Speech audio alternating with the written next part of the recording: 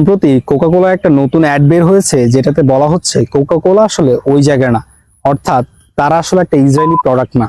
এবং এখানে আরো বলা হচ্ছে যে কোকে একটা ঢোক দেন এবং তারপর সার্চ দেন। বিষয়টা হচ্ছে কোকা-কোলা কোনো ইসরায়েলি প্রোডাক্ট না, এটা একটা আমেরিকান প্রোডাক্ট এবং 1886 সালে এটা আমেরিকার জর্জিয়ার অ্যাটলান্টাতে তাদের যাত্রা শুরু করে এবং কোকা-কোলার মালিকও আসলে আমেরিকান ছিলেন। অ্যাডটাতে বিভিন্ন জিনিস বলা হয়েছে এবং তার মধ্যে একটা ছিল যে তুরস্কের মানুষ আসলে কোক খায়। বেসিক্যালি আজ থেকে 5-7 মাস আগে তুরস্কের সরকার এই জিনিসটাকে তাদের দেশে বিক্রি নিষিদ্ধ করে এবং এর নেতৃত্ব দেয় তুরস্কের পার্লামেন্টের স্পিকার নোমান কুর্তুলমুজ। এবং আরো বলা হয় কোকের ফ্যাক্টরি আসলে ফিলিস্তিনেও রয়েছে।